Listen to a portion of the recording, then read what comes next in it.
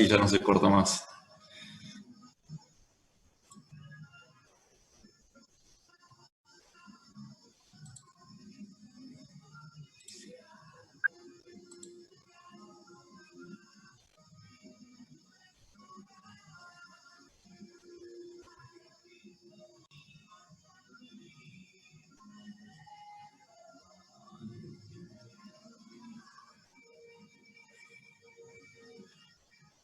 Bueno, faltan 37, faltan 4.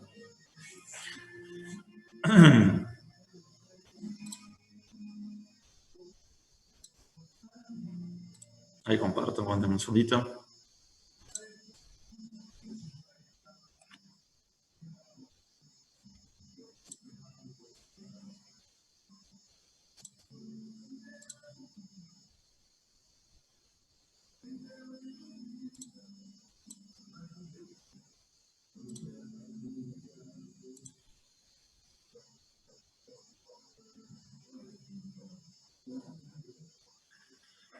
Bueno, este empresarial es mejor.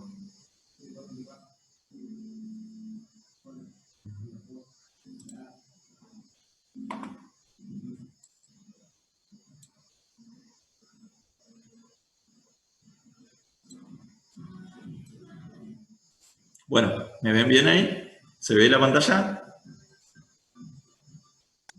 Sí, profe. Bueno. Perfecto. Un segundito.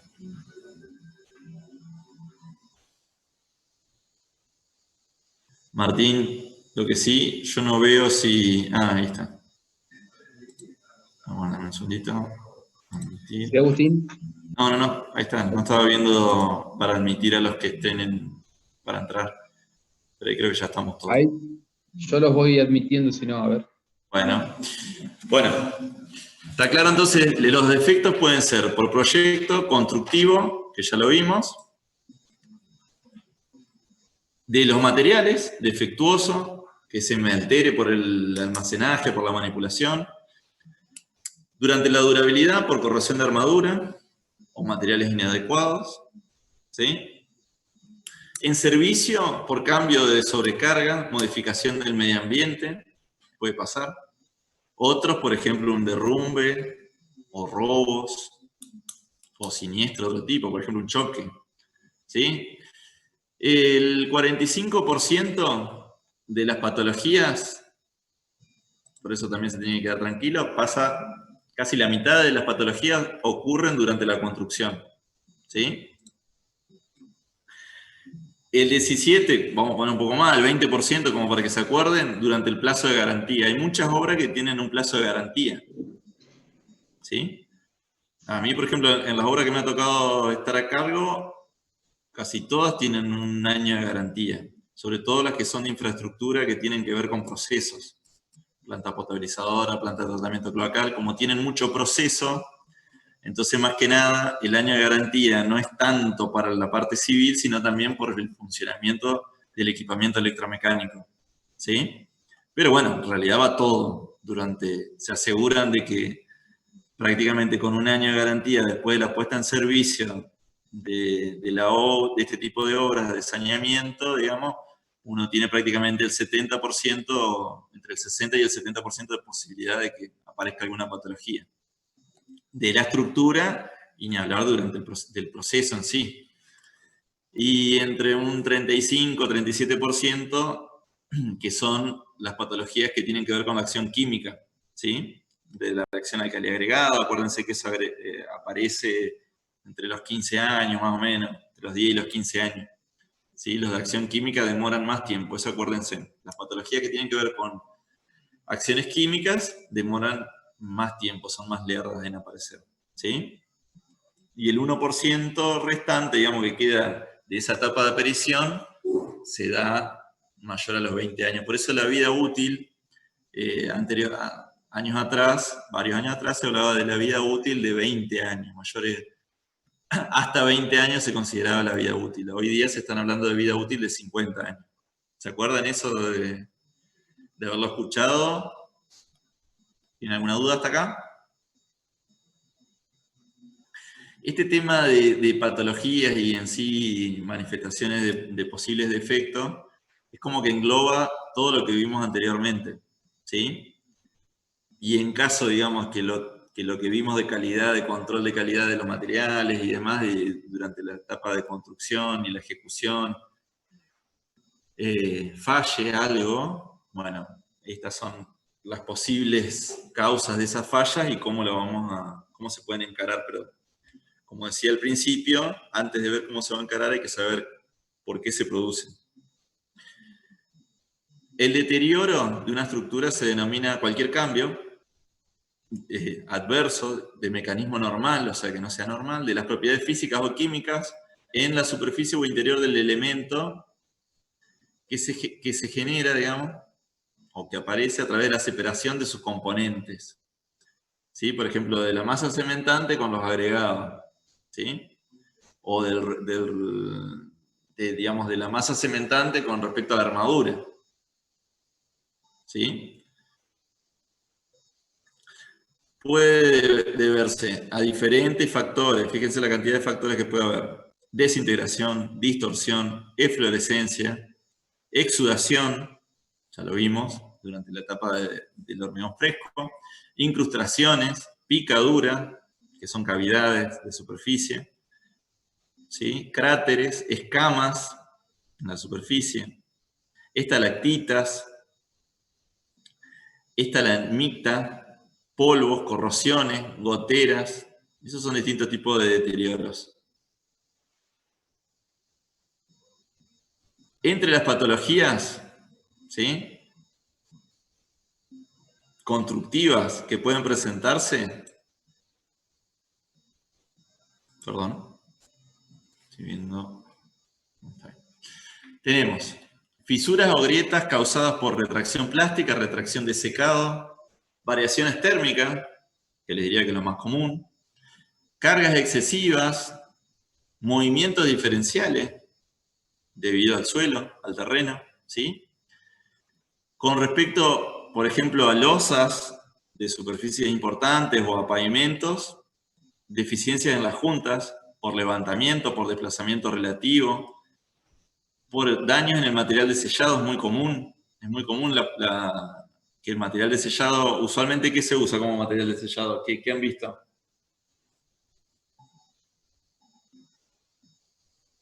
¿Han visto material para sellar juntas?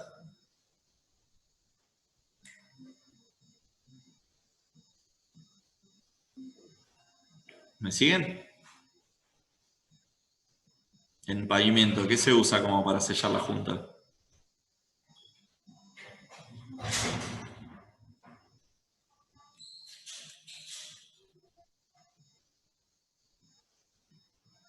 Asfalto, sí. Bregas asfálticas o materiales elásticos. Selladores asfálticos, y el asfalto lo daña la temperatura, el sol, los rayos ultravioleta. La temperatura sobre todo. ¿Se acuerdan de la tecnología de los materiales? ¿Cómo lo afecta? Entonces, cada tanto hay que ir viéndolo. Hay que ir viendo en qué estado se encuentra y si es necesario hacerle un mantenimiento. Entonces, es muy común que no se le hace mantenimiento a las juntas y empiezan a haber problemas. Reventones también muy común. Daños superficiales como el desgaste de abrasión, erosión, desintegración. También hay problemas cuando hay curvado de los elementos o deformaciones por flexión o desplazamiento.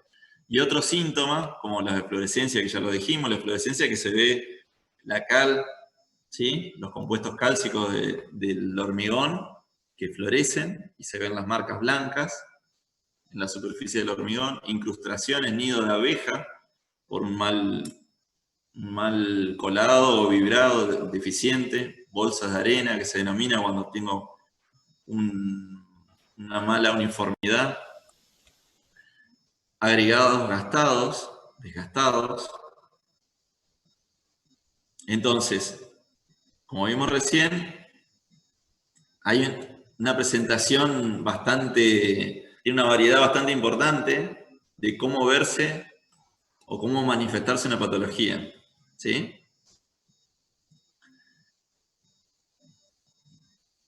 Tenemos que ver si esas manifestaciones, ¿sí? ¿A qué se pueden deber? Y evaluar de la estructura,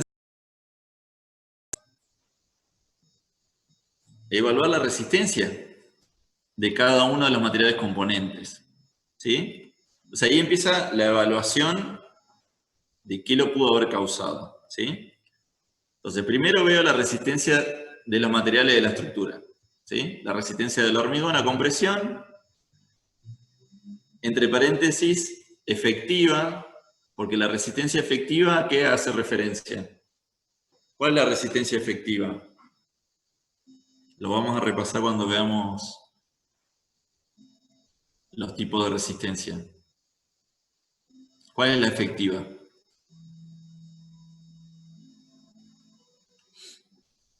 ¿La del ensayo? Sí, la del ensayo, pero en definitiva la efectiva es la real, la que yo tengo efectivamente en el lugar. ¿Sí? Por ejemplo, sacando un bocado, sacando un testigo de la estructura. Ahí tengo una resistencia efectiva del hormigón. Entonces, veo esa resistencia, veo la resistencia del acero que utilicé, atracción, que es lo que usualmente trabaja. Analizo la durabilidad de la estructura y de los materiales, a ver si no han tenido un deterioro, ¿sí? Si están realmente en condiciones tal cuales fueron previstos, o si han tenido algún deterioro. Analizo el hormigón en sí, el contenido de cemento, la presencia de agregados reactivos, puedo hacer ensayos de eso. Presencia de agente agresivo, como puede ser sulfatos externos, ¿no? Analizo el recubrimiento del hormigón, o sea, el recubrimiento de la armadura, y a ver qué grado de penetración de cloruros tengo. Puedo hacer un análisis para ver la carbonatación, en qué estado está. ¿Se acuerdan el ensayo de carbonatación?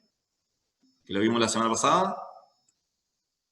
Que tiene que ver con el ingreso del dióxido de carbono que ingresa. ¿Se acuerdan? De la Por la capilaridad. fenolftaleína.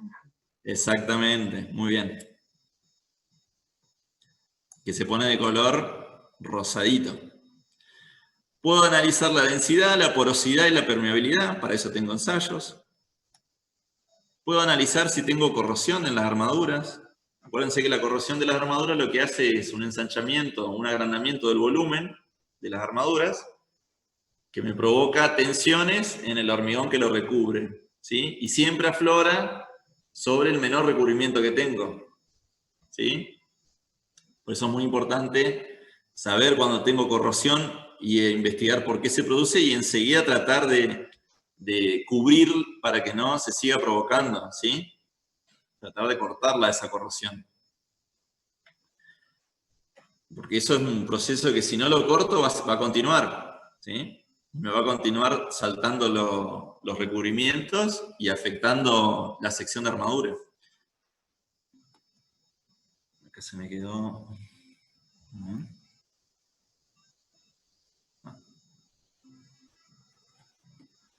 Dame un segundito, quiero una cosa. Bien. La capacidad funcional de la estructura es otra cosa que yo tengo que analizarla. ¿Sí? Cómo se afectó debido a esa manifestación la capacidad resistente. O sea, si bajó la capacidad resistente de mi estructura o no. Capaz que me aparece una pequeña deformación, pero haciendo ensayo no destructivo puedo ver de que la capacidad sigue siendo la misma, con lo cual funcionalmente la estructura no ha tenido ningún problema, ¿sí? Pero sí otras capacidades, como la función estética o la aislación hidráulica, por ejemplo, en el caso de una fisura que me produzca pérdida. Por ahí puede haber fisuras, pero no se ven fisuras que no tienen correlatividad con todo el espesor del tabique, con lo cual del otro lado evidentemente no hay conexión y por lo tanto el agua no pasa de un lado de la estructura hacia el otro, ¿sí? ¿Se entiende? Tengo que analizar distintas etapas. Entonces, esto es tipo checklist que uno tiene que hacer cuando hace este tipo de análisis. Primero, lo que hago es observar. Yo insisto con esto porque para mí es lo más importante y es lo que menos por ahí uno tiene preparado. Y es cierto que la observación es algo que se gana, digamos, a partir de la experiencia. Eso es real. Pero bueno, por ahí es bueno que se lo digan, porque ustedes por ahí van a saber dónde afinar el ojo. Entonces, les doy un ejemplo, por ejemplo, que lo tomen como ejemplo. La semana pasada me mandaron fotos de un potencial cliente de una estructura, de distintas estructuras de vivienda que estaban alrededor de una metalúrgica, ¿sí? La metalúrgica, dentro de los trabajos que hace plegados, ¿sí? Y doblados, pero sobre todo el plegado. El plegado es una máquina que produce vibraciones importantes. Y es bastante común, digamos, que por eso tiene que tener ciertas características una metalúrgica con respecto a la aislación y demás. Pero bueno, lo importante era que el cliente me envía fotos de una columna que tenía una fisura importante. Pero una foto en primer plano. En realidad, cuando hablamos de observación, acá en los distintos pasos del método, no estamos hablando de, digamos, de observación, de ver la fisura y sacarle una imagen y quedarnos con eso, sino que yo tengo que ver, digamos, de la observación, yo tengo que analizar no solo la fisura, sino que también todo el contexto. Por ejemplo, si yo veo la fisura y no tenía en cuenta de que al lado había la metalúrgica, no iba a poder encontrar una causal, digamos, que lo justifique, porque además todas las viviendas que estaban alrededor de la metalúrgica tenían la misma patología. Pero, por ejemplo, había una vivienda que vivía gente que trabajaba todo el día, todos los días, y volvía, salvo los fines de semana, volvía a la casa a la noche. Entonces nunca sentía las vibraciones de la metalúrgica. Había otro señor que la verdad que no le prestaba mucha importancia porque además le alquilaba un sector de su terreno para que la metalúrgica guarde equipos. Entonces la verdad que tenía un alquiler que no le convenía que la metalúrgica se vaya. Bueno, y así había diferentes características, digamos, diferentes situaciones que hacían que por ahí, si yo me quedaba solo con la foto, no iba a poder saber realmente cuál era la causal o el posible causal, digamos, de esa patología. Entonces la observación, cuando hablamos de observación, no es solamente mirar, digamos, acotadamente al problema, sino que tratar de relacionar. Y en esa observación, por ejemplo, sí, escucho. ¿Y en este caso la metalúrgica debería hacerse cargo de esos problemas o qué? Si se define de que realmente los problemas fueron por la metalúrgica, sí, se tiene que hacer cargo. Hay que ver, es un tema que entran los abogados ahí, obviamente. Ya. Sí, se pueden hacer.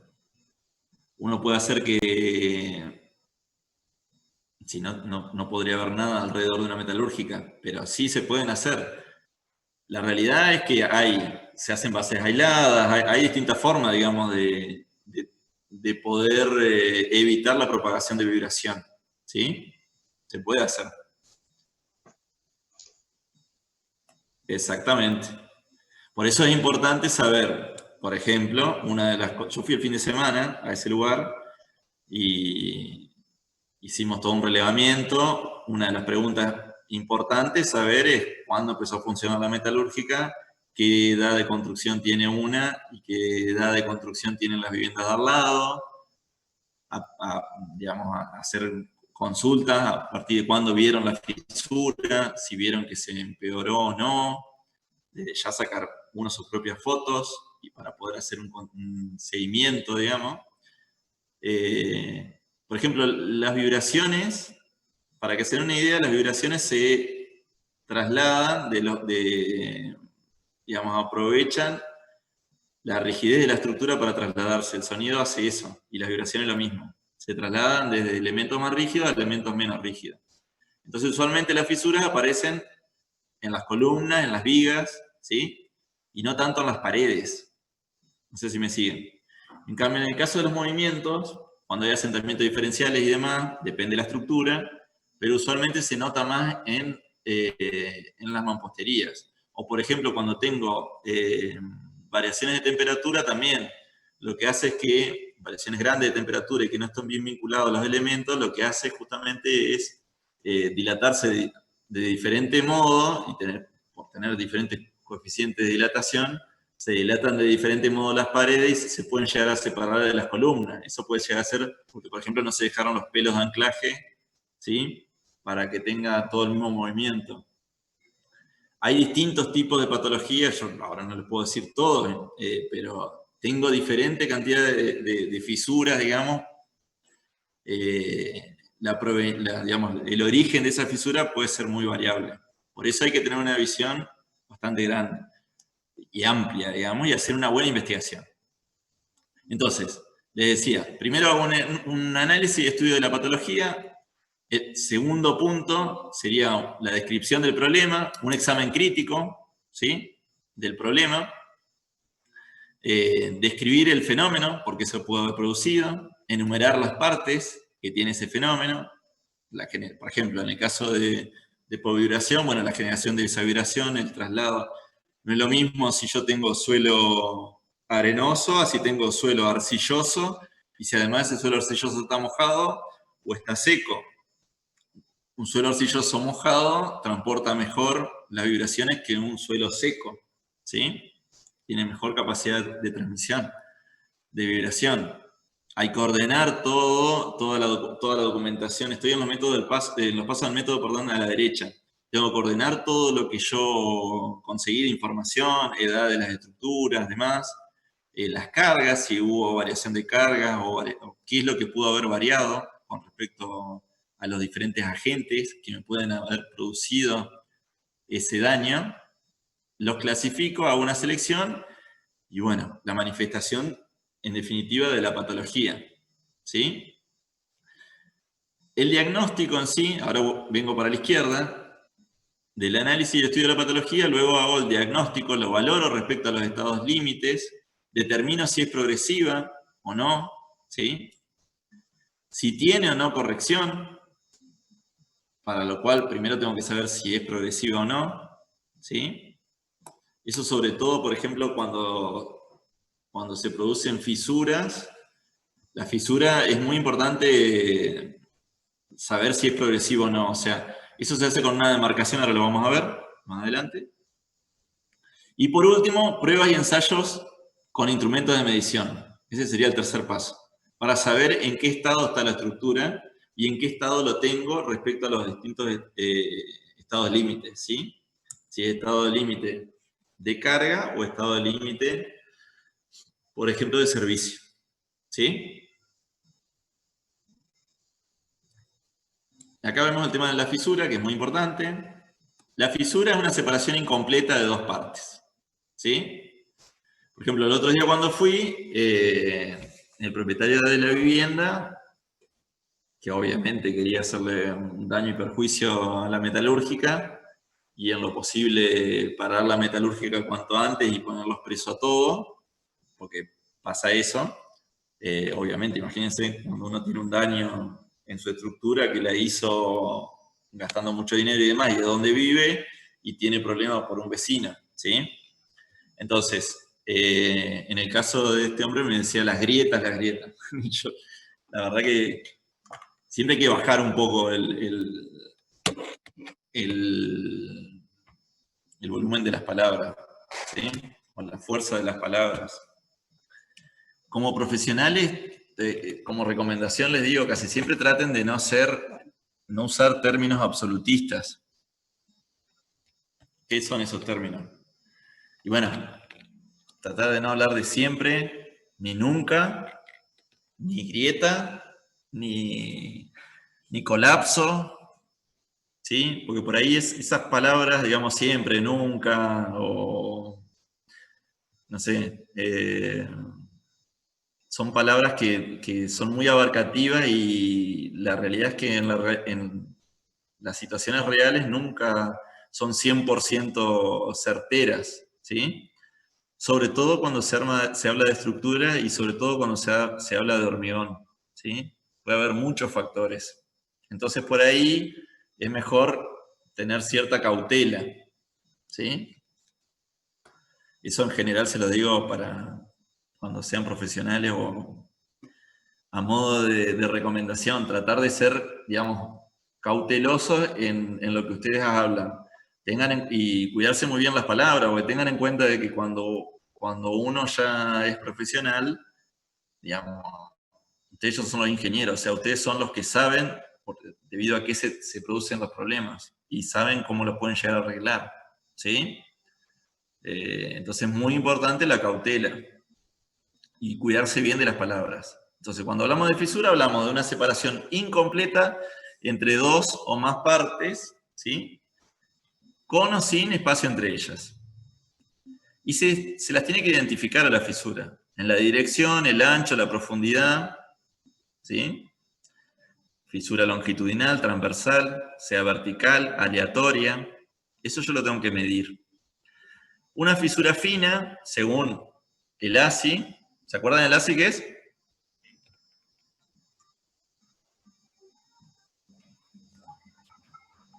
American Concrete Institute, algo así. Sí, el Instituto de Hormigón Americano. Traducido, digamos. Habla de fisuras finas que tienen menos de 1 milímetro, fisuras medias entre 1 y 2 milímetros, fisuras anchas de más de 2 milímetros. ¿Sí? Eso lo pueden hacer con un extensómetro o con un fisurómetro. Usualmente se hace con un extensómetro nomás. Y se mide y se anota, ¿sí? Es importante monitorearlas, o sea, para saber si van creciendo o no con el tiempo. Y cuando hablo de testigos, para controlar una fisura, lo que se hace es, fíjense, el patrón de fisuración. Perdón. Se hace de esta forma, se le identifica humedeciendo la superficie. Se absorbe agua por capilaridad o no. Determinarla si es viva o muerta, ¿sí? O también se denomina activa o pasiva, según los procedimientos de cruz, aguja, yeso. El yeso, si yo lo coloco sobre una fisura y se vuelve a fisurar, quiere decir que es activo. El yeso lo que tiene la capacidad es justamente de endurecerse y ante el primer movimiento de esa fisura se va a fisurar. Y es muy fácil porque un enduido es bastante sencillo, digamos, de colocarlo para sellar esa fisura y ver si es activa o no. O sea, si está viva o no. ¿Se entiende? La aguja sería otro modo de control, ¿sí? Colocar una aguja y ir midiéndolo. ¿Se entiende cómo se puede controlar?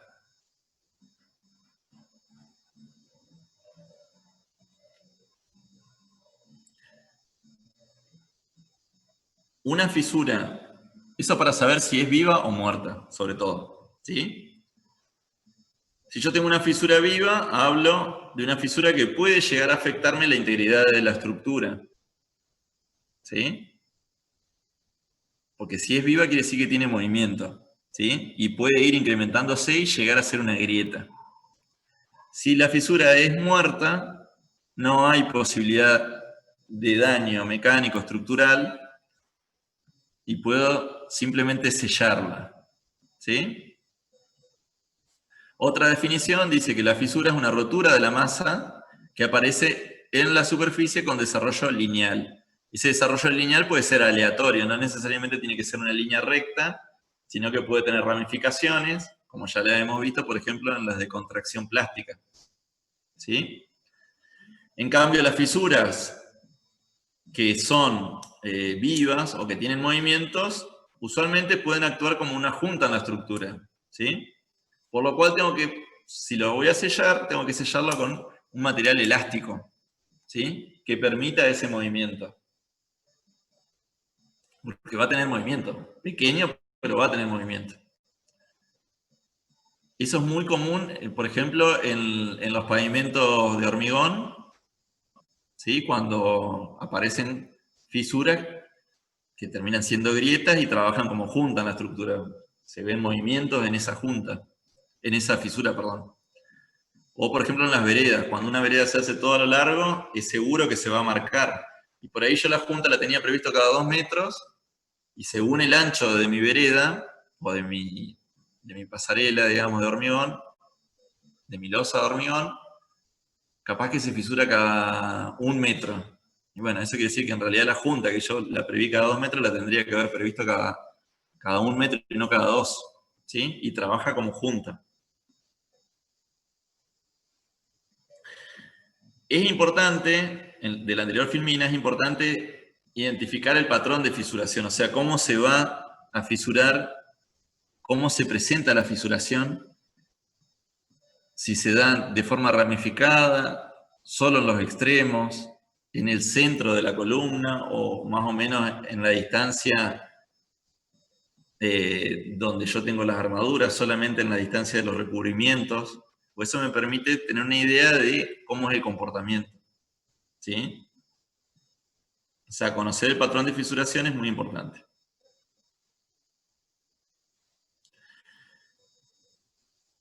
La escala de ancho de fisuras es la que tienen ahí. Fisuras hasta 1,5 milímetros. Esto es lo que les decía de la forma de control. Por ejemplo, marcando con una tiza, ¿sí? Se marca y se va analizando si sigue o no sigue fisurándose. Otra forma, con 2 plaquitas, ¿sí? Y voy midiendo la distancia entre una y otra, si se abre o no se abre. Otra, que para mí es una de las más efectivas, es con un testigo de yeso, ¿sí? Y se ve si se fisura o no. Profe, ¿Sí? ¿el control es día a día o se deja estar, por ejemplo, no sé, una semana para No, lo controlar? podés hacer una semana.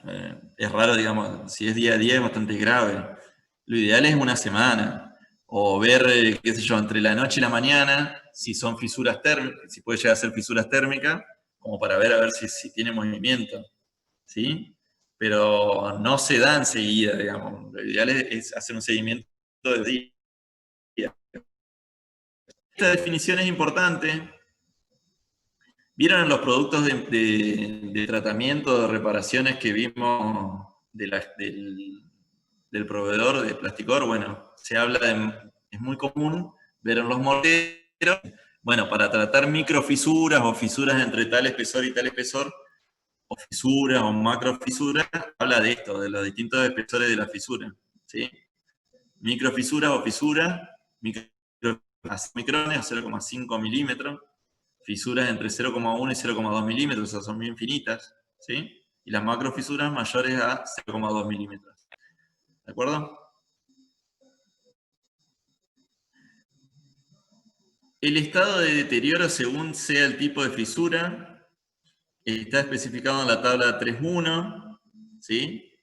Fíjense, según deterioro, o sea, fisuras o grietas longitudinales, fisuras o grietas longitudinales, transversales, de esquina, el grado de deterioro según el ancho de la fisura. Esto para poder identificarla, ¿sí? Los factores que puedan llegar a provocar esa fisura, de la resistencia de materiales, según la variabilidad, defecto en los ensayos, correlación entre las propiedades y la realidad, variabilidad de las acciones no permanentes, de los pesos propios, errores numéricos durante el cálculo, de las características geométricas de efecto en la ejecución. O sea, tengo una variabilidad, tengo varios factores que me pueden llegar a afectar la vida útil y generarme una patología. Valores máximos, esta última tabla. valores máximos de la abertura de fisuras, o sea, es un ancho tolerable que se denomina, ¿sí? Según sea la exposición de la estructura. Hasta 0,4 milímetros, o sea que serían macrofisuras, sería lo tolerable en el interior del edificio. Ahora, si yo tengo, por ejemplo, humedad, aire húmedo, el máximo es 0,3. Fíjense en que siempre, como lo vimos en la tabla 7.4 de durabilidad para el diseño del hormigón, para la dosificación, fíjense que las estructuras marinas son las que aguantan o tienen un grado de tolerancia menor, hasta 0,2, ¿sí? El ancho tolerable de una fisura. ¿Se entiende?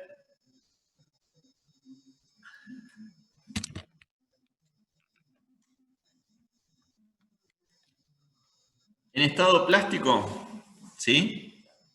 Se producen este tipo de fisuras, de retracción, entumecimiento, fisuras por retracción hidráulica, que es con el tema, ¿con qué lo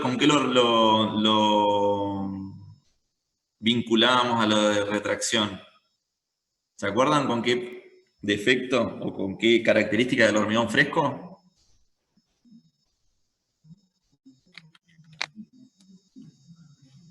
¿Se acuerdan o no? Velocidad de evaporación. Exactamente. Y la exudación. Exudación. La velocidad de evaporación es una velocidad independiente de nuestro hormigón. Esa yo no la puedo cambiar. La que yo tengo que controlar es la exudación de mi hormigón. ¿Sí? O sea, yo tengo que tratar de que no se me produzca exudación o que esa exudación esté controlada, digamos, que no se me produzcan problemas. En un ambiente que tenga cierta velocidad de evaporación. La evaporación yo no la controlo, sí controlo la exudación. Entonces, ese sería un problema.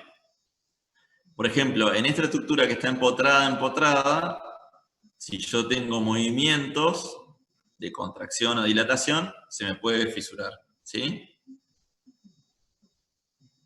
Uy, perdón. ¿En qué zona va a romper la estructura?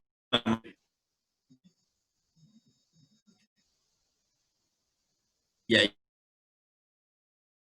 fisuras no se colocan y ahí aparecen los problemas. Eso es muy común, dormir hablando de en caso que yo no tenga de